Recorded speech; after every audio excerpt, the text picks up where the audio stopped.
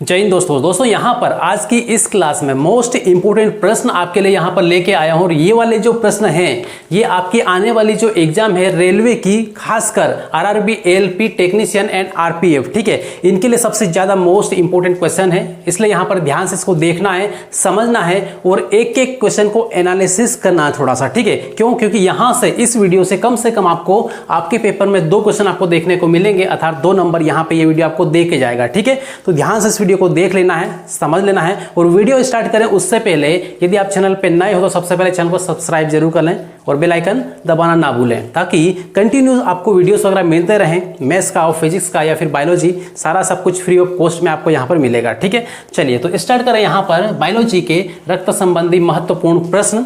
सबसे पहला प्रश्न क्या कहता है, प्रश्न को पढ़ना है, उसके बाद उसके 4 ऑप्शन दिए हुए हैं, उसको ध्यान से आपको ऑप्शन को पढ़ना है, फिल लगाना है और फिर जो मैं बताऊंगा उससे आपका आंसर जो है उसको मिलान करना है, ठीक है। और ये देखना है कि आपने जो टिक लगाया वो सही है नहीं है, या फिर जो भी आपका आंसर है उसको कमेंट जरूर कर दें।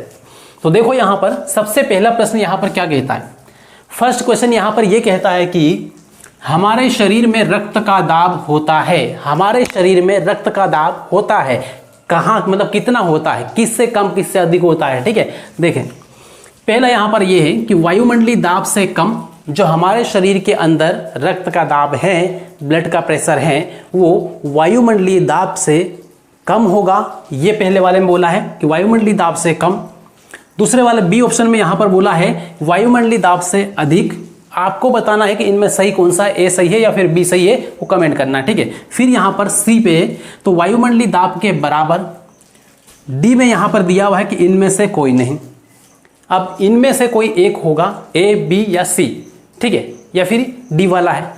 जो भी आपका आंसर है कमेंट जरूर कर दें, कमेंट करने में कंजूसी ना करें, ठीक है। थोड़ा सा कमेंट जरूर कर लिया करें, क्योंकि आपने पढ़ा है, मेहनत की है, तो उसको रिजल्ट के रूप में देखना है। तो आपको यहाँ पर कमेंट करेंगे, उसके बाद में यहाँ पे आपको जो सही आंसर है वो मिलेगा, ठीक है। तो आपको लगेगा हाँ जो हमने सही लगाया है एकदम राइट लगाया है। और यदि गलत हुआ है तो थोड़ा सा ऐसा लगेगा कि हाँ आपने को सही करने की जरूरत है, थोड़ा सा और पढ़ने की जरूरत है। तो इसका जो राइट आंसर है वो कौन सा है, तो वो है ऑप्शन बी, यानी हमारे अंदर, हमारे शरीर में जो ब्लड है उस ब्लड का रक्त दाब होता है वो वायुमंडलीय दाब से अधिक होता है। क्लियर है इतना? चलिए आए फिर आगे अगले प्रश्न पे। अगला यहां पर है रक्त समूह की खोज की। रक्त समूह, ब्लड ग्रुप ए बी, उसके बाद में ए बी, उसके बाद ओ। तो 4 रक्त समूह है, तो चारों रक्त समूह जो है इन समूहों का खोज किसने की, ठीक है। रक्त समूह की खोज किसने की ये आपको यहाँ पर बताना है। वो देखो बड़े मस्त यहाँ पे ऑप्शन दिए हैं और अच्छे से आपको अच्छी तरीके से पता भी होगा, ठीक है। तो देखो यहाँ पे ध्यान से, ए है अलेक्जेंडर फ्लेमिंग। क्या अलेक्जेंडर फ्लेमिंग ने यहाँ पर ये रक्त समूह की खोज की, या फिर विलियम हार्वे ने की, या फिर कार्ल लैंडस्टीनर ने की, किसने की? देखें यहाँ पर जो भी आंसर है आपका कमेंट कर दें, फिर यहाँ पर देखें। तो चलिए आपने जो भी आंसर है आपका कमेंट कर दिया होगा और अब यहाँ पे मैं बता रहा हूँ कि इसका जो राइट आंसर है वो क्या है, वो है कार्ल लैंडस्टीनर।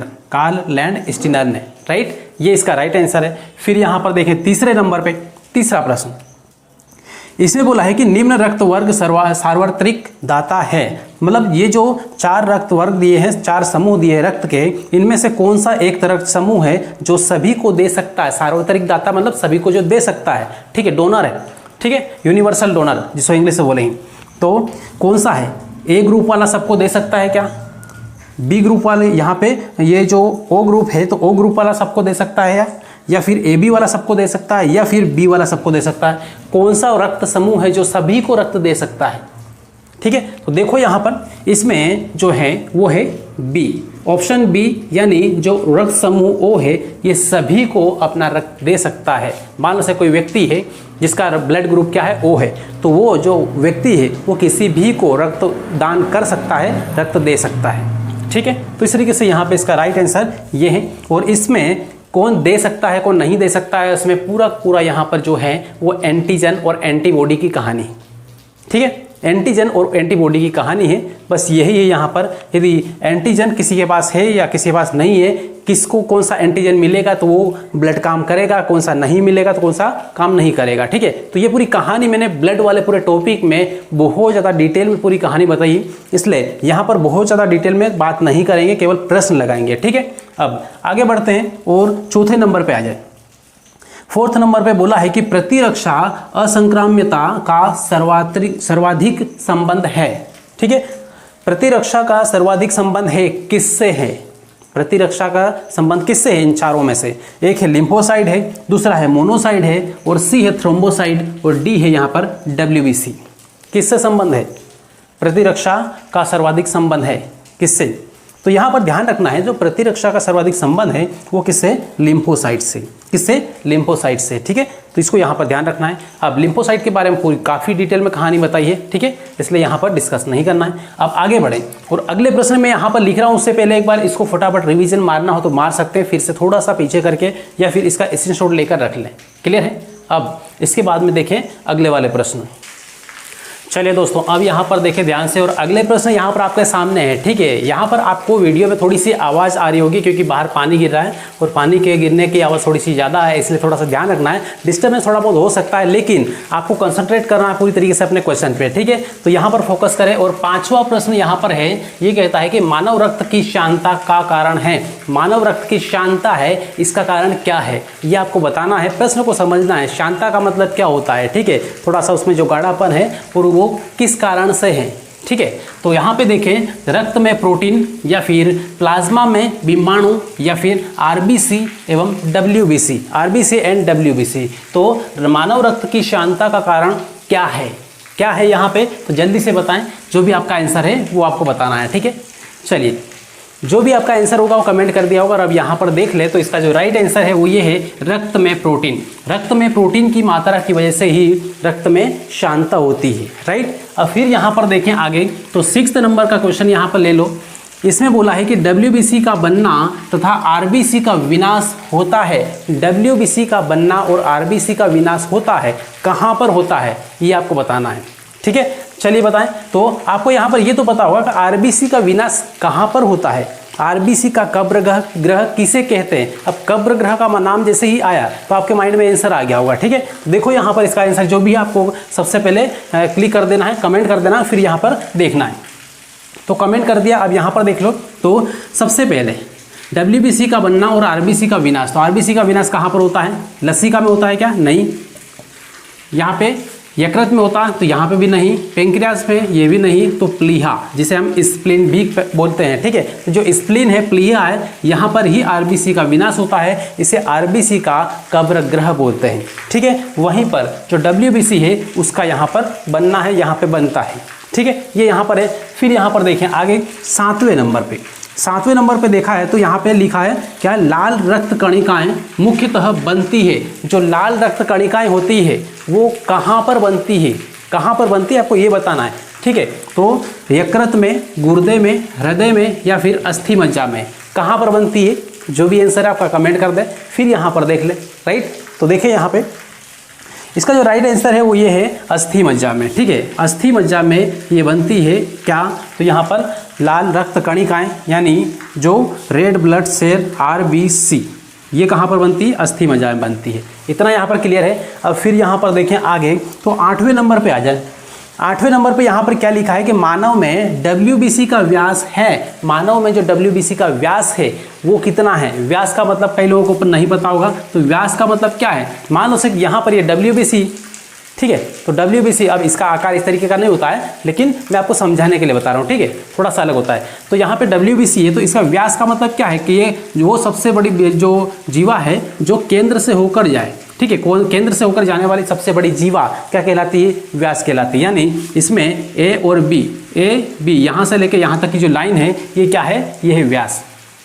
व्यास, ठीक है। तो इसी टाइप से यहाँ पे यही पूछा है कि मानव में WBC का व्यास होता है, कितना होता है? ठीक है, तो 0.007 mm, या फिर 0.7 mm, या फिर 0.07 mm, या फिर 0.0007 mm। इन चारों ऑप्शन में से कौन सा राइट आंसर है वो आपको कमेंट कर देना है, और फिर यहाँ पर आपको देखना है। ठीक है, तो देखें यहाँ पर जो भी आंसर है पहले कमेंट कर दे। ठीक है, उसके बाद यहाँ पे देखें, ताकि आपको खुद का एनालिसिस कर पाएँ आप खुद कि आपको कितना आता है, कितना आपने पढ़ा है। जो आप पढ़ रहे हैं सटीक तरीके से, वो क्या सही तरीके से आपको मार्क्स दिला पाएगा या नहीं दिला पाएगा, वो यहाँ से कंफर्म होगा। ठीक है, तो देखो यहाँ पे इसका जो राइट आंसर है वो ये है 0.007 mm, ये इसका राइट आंसर है। इतना व्यास होता है किसका? WBC का। राइट, रेड यहाँ पे वाइट ब्लड सेल का, क्लियर है था। फिर यहाँ पर देखिए आगे 9वां, WBC की संख्या आवश्यकता से अधिक बढ़ने से रोग होता है। मान लो से हमारे शरीर में, किसी के शरीर में WBC की संख्या बहुत ज़्यादा बढ़ना चालू हो जाए, जितनी आवश्यकता है उस आवश्यकता से बहुत ज़्यादा बढ़ना चालू हो जाए या बढ़ जाए, तो उस टाइम कौन सा रोग होता है। ठीक है, तो आपको पता है कि जब भी कोशिकाओं की वृद्धि अनियंत्रित हो जाए तो उससे होता है कैंसर। कौन सा होता है? कैंसर। ठीक है, ये आपको पता है। लेकिन यहाँ पर WBC की संख्या यदि आवश्यकता से ज़्यादा बढ़ जाए तो कौन सा रोग होगा? यहाँ पे 4 रोग का नाम 4 रोग का नाम यहाँ पे लिखा हुआ है। इनमें से एक रोग इससे WBC के बढ़ने से होता है। ठीक है, अनलिमिटेड बढ़ने से होता है। तो यहाँ पे क्या है? सबसे पहला रोग यहाँ पे क्या है? एनोक्सिया। दूसरा वाला B है यहाँ पर ल्यूकेमिया, और C यहाँ पर दिया हुआ है एनीमिया, और D यहाँ पर दिया हुआ है निमोनिया। कौन सा इसका राइट आंसर है वो आपको सबसे पहले कमेंट कर देना है। कमेंट बॉक्स आपके लिए ओपन है, उसका सही इस्तेमाल करें और फिर यहाँ पर देखें। तो इसका जो राइट आंसर है वो ये है ल्यूकेमिया। ल्यूकेमिया को ब्लड कैंसर भी कहते हैं। ठीक है, रक्त कैंसर भी कहते हैं, ब्लड कैंसर। ठीक है, ये है ल्यूकेमिया। किसके कारण से होता है? तो WBC की संख्या बहुत ज़्यादा बढ़ जाए, आवश्यकता से ज़्यादा बढ़ जाए तो उस टाइम ल्यूकेमिया होता है, मतलब ब्लड कैंसर होता है। राइट, तो इस तरीके से यहाँ पे ये है। और फिर अगला एक लास्ट प्रश्न, ये 9 प्रश्न यहाँ पर कंप्लीट हुए हैं। अब लास्ट प्रश्न आपके लिए होमवर्क के रूप में आपको दे रहा हूँ, और उसके बारे में डिटेल कहानी आपको कमेंट में लिखना है अभी जस्ट। ठीक है, इसी वीडियो में अभी जस्ट। ठीक है, तो आपके लिए प्रश्न यहाँ पर ये है कि एंटीबॉडी किसे कहते हैं। ठीक है, एंटीबॉडी किसे कहते हैं या फिर एंटीबॉडी क्या है, इसके बारे में, एंटीबॉडी के बारे में डिटेल में जितना आप जानते हैं वो सारा कमेंट में लिख देना है। राइट, वो चलिए दोस्तों, उसके बाद में फिर मिलेंगे अगली वाली क्लास में, और अगली वाली जो क्लास रहेगी वो भी बायोलॉजी की रहेगी, अगले टॉपिक की रहेगी। ठीक, तो आपको कंटिन्यू क्वेश्चंस वगैरह लगाते जाना है, प्रश्नों की प्रैक्टिस करते जाना है। और इसीलिए यहाँ पे एक थॉट्स है आपके लिए यहाँ पर दे रहा हूँ मैं, वो ये है कि more practice more perfection, no practice no perfection. तो जितना ज़्यादा आप प्रैक्टिस करेंगे प्रश्नों की, उतना ज़्यादा परफेक्शन आएगा अपने अंदर, उतना ज़्यादा मार्क्स आएंगे। ठीक है, ध्यान रखें, और टेंशन थोड़ा सा कम होगा। प्रश्न लगाने से आपका टेंशन कम होता है। ठीक है, प्रैक्टिकल करके ये देखना है। राइट, तो चलिए दोस्तों यहाँ पर ये एंड करते हैं। और बाकी चैनल पे आप नए हो तो सबसे पहले चैनल को सब्सक्राइब कर लेना और बेल आइकन जरूर दबा लेना है। और इस वीडियो को लाइक नहीं किया तो लाइक जरूर करना है। ठीक है चैनल, और उसके बाद में उस वीडियो को शेयर कर देना है, जहाँ पर भी आपके व्हाट्सअप ग्रुप है, जहाँ पर फ्रेंड्स है, वहाँ पर उन सभी तक इस वीडियो को पहुँचाएँ, ताकि वो भी पढ़ पाएँ, वो भी लाभ ले पाएँ। और फ्री ऑफ कॉस्ट में यहाँ सारा सब कुछ आपको मिलता है। ठीक है, चलिए मिलेंगे अगली क्लास में। जय हिंद।